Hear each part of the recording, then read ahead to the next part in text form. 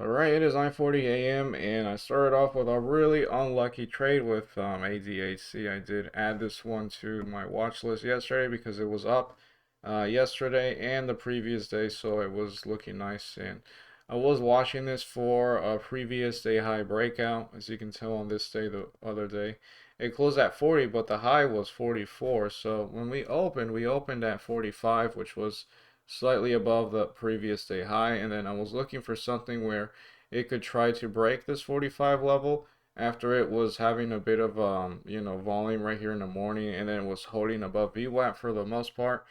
And I was looking at it for a setup, trying to do something like that where it breaks the previous day high and it continues to uptrend and be a nice morning spike. This one just got me really good, really unlucky with this one, the way it got me, but at least I could learn from it, I guess.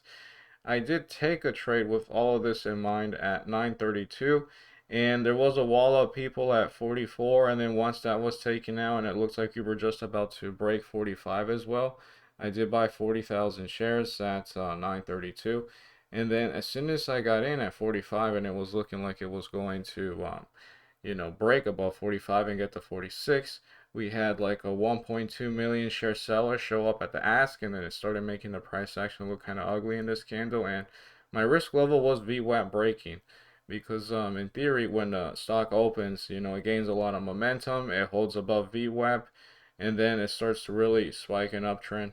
Not really ideal when it goes under VWAP, because that's in theory means it's the price action is below what the average person's position is. And when it broke under VWAP, I was like, well, that really sucked. Big 1.2 million share seller shows up as soon as I get in the setup. And then, we break under VWAP, which is my risk level. So I did cut the trade. I did sell just a tiny bit at 43, but most of it was at 42. And I cut it right here. And what do you know, the next minute, everything looks good again. The big seller gets taken out.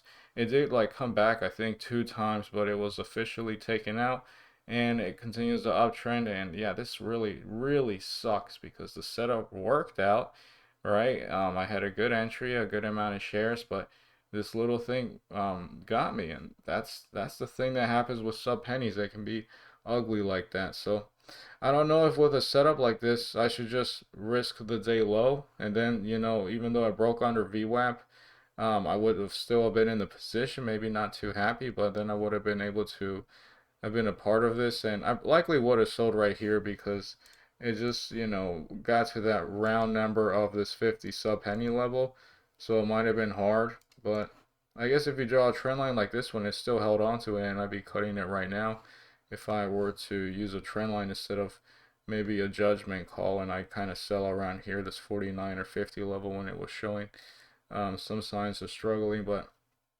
yeah, this one really worked out. Just unfortunate the way it did this. I've traded this setup plenty of times and it's worked out a lot of times. This was just the exception of the rule where it actually breaks below VWAP, and it just ended up being a wick. It's not like it closed under VWAP. So I don't know. That might be something I can do to get better at this. Maybe if I'm in the setup for a previous day high breakout on an uptrending stock, I will have my risk level at VWAP, and if it just makes a stupid wick, like it did right here, if it doesn't actually close below VWAP, then maybe I will, in that case, still hold on to the position and not risk the day low, even though it was just like one level apart from each other. That's not always going to be the case. So that could maybe help me be in a situation where it was just the exception of the rule, and this one actually broke under VWAP, and it came back. So yeah, I could do that. So if it breaks under VWAP and it just makes a wick, it doesn't actually close below VWAP, then I can consider to continue to hold it. And if it doesn't, if it actually closes under VWAP, then I'll be cutting the trade, and I probably won't try to play around and risk the day low, because with a setup like this, it could be a lot of volatility right at the morning, and that could be kind of dangerous because that could also be a morning panic all of a sudden and with a lot of slippage. So yeah, that's the situation right now. Took it out right here, really sucks. Yeah, or maybe this one just has ugly wicks in general. Not too happy with the way this one is traded, but at least the setup worked. That's all I got for right now. Alright, it is 11:34 p.m. and I'm here to call it off. Overall, I'm going to be down on the day 11 bucks and 60 cents, and that was trading sub penny stock ADHC. And yeah, unfortunately, this one just got me. And I've been thinking about it. It seems like the setups that have really not worked out, or at least the ones that have caused me to have the biggest losses, are sub penny. So I think what I'm going to do is stick to a $100 risk level with OTC setups, but if it's a sub penny, I'm going to cut that in half. So I'm just going to have a $50 risk level. It just seems like I'm losing more money. Even if I see the setup, I'm on the right track and everything and all of that. I just see more losses than profits. Or I just see myself having my bigger losses most often with a OTC sub penny stock. So I think that might just be the case to, try to prevent that from happening. Even if the next 57 and a half trades work out perfectly. I just want to do it because that's just the way things are going right now.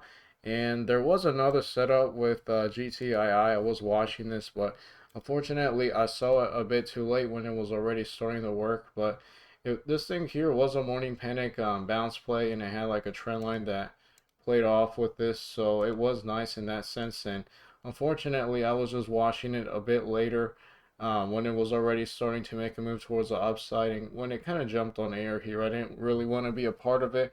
Thinking, what if I'm in it right here as soon as it jumped on air and then it just sells off, breaks the day low, and I'm in at a bad price, and that's a bigger loss than what I would want it to be. But it did work out, and yeah, maybe if I just saw it sooner, I could have been a part of it. It did make a move from 57 as high as VWAP, which is 59, and then it did get above it. Not necessarily with decent volume or anything, but that was the case with that. Nothing interesting with CGRA and WBO. LWLG did do a drop, a trendline break. It wasn't as nice as yesterday, and I wasn't really watching it. Nothing with CYBL. This one I'll be watching to see if it can trend for a longer period of time. It does have volume, but I don't know. It doesn't seem like the best daily chart, but it could totally, look a lot better in the next few days. And yeah, ADHC didn't really uptrend that much more besides the end of the day a bit.